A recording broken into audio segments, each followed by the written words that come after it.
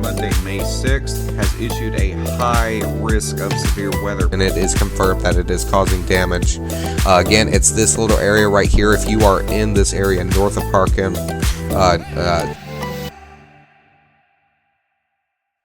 Now, hello everybody, my name is Christian and welcome back to Skycast. And we're going to be diving into a few different things, including severe weather, significant flooding that is currently ongoing in Texas, and a tropical storm which impacted the Carolinas. Let's go ahead and get right into it.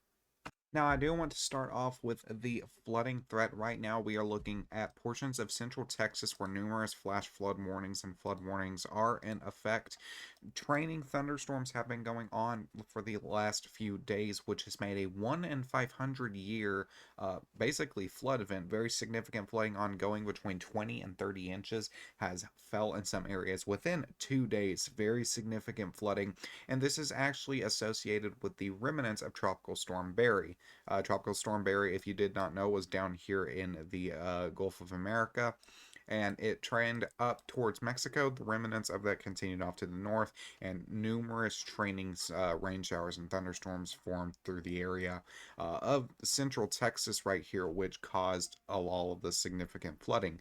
Areas west of Austin and east of San Angelo, kind of right here within this general area, saw the most significant flooding, including Kerrville and areas north near Brady. I know areas some further in towards Junction, Barnett, Llano, Marble Falls also saw some significant flooding with that as well, and 68 people have been confirmed deceased, including the Mystic Camp, where numerous girls were killed as well. So very, very sad to see. Very, very rare event that has been unfolding and still ongoing. The Weather Prediction Center has issued a moderate risk of excessive rainfall last night. Looks like this has now been downgraded to a slight risk, and that excessive rainfall slowly begins to clear out within the next few days. So hopefully this does begin to die out. Now, we've kind of got the flooding out of the way. I do want to go ahead and get into the severe weather threat for today. The Storm Prediction Center has issued a slight risk across portions of Colorado, Wyoming, Nebraska, and Kansas. This will be a mainly damaging wind threat for a few different MCS complexes or lines of storms, but isolated hail and a tornado or two remains possible. The severe weather threat stretches all the way from Michigan all the way down into New Mexico. Lots of thunderstorms throughout the day expected. We also have a severe weather risk associated with Tropical Storm Chantal, which has made landfall through the Carolinas. Isolated tornado and some gusty winds associated with that depression will remain possible throughout the evening and the overnight hours.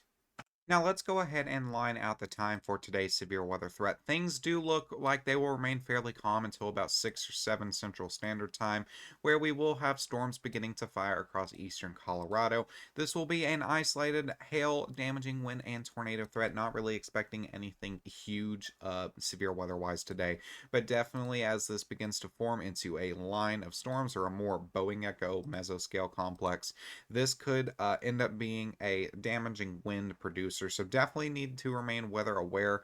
This does not last that long. It immediately forms into a line and then begins breaking up and becomes weaker. It is, in my opinion, I do think this will last at least into the morning hours. But like I said, not really expecting anything too insane. So if you are in the area with the severe weather risk, once again, more highlighting this general area, eastern Colorado, into western Kansas and Nebraska. Have ways to receive alerts tonight. Have multiple ways to receive alerts if you are going to sleep, and be weather aware. Now, if we are looking at tomorrow, we do have an enhanced risk of severe weather across portions of central Nebraska and northeastern Colorado. That slight risk and marginal risk stretching all the way up into portions of Minnesota and down into New Mexico and the Texas Panhandle. Big area of severe weather that we are watching. A few tornadoes are likely, including some destructive wind gusts and some hail. This one has a greater environment for severe weather, and this one could end up being a more significant severe weather event.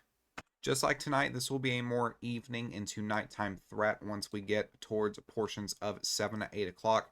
We have this line of storms that begins to form across northeastern Colorado and western Nebraska.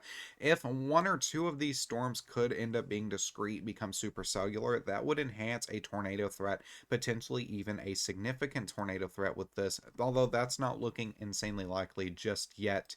More or less watching this line of storms proceed through.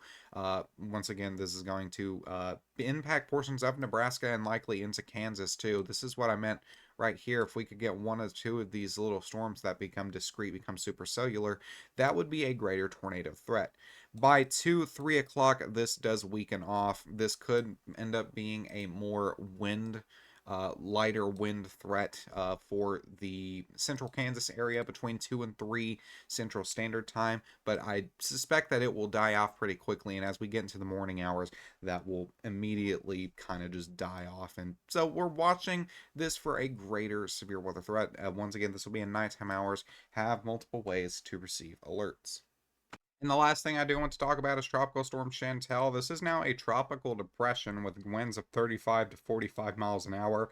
Has made landfall in South Carolina and North Carolina, and a few isolated tornadoes have been associated with this, and gusts up to 60 have been observed.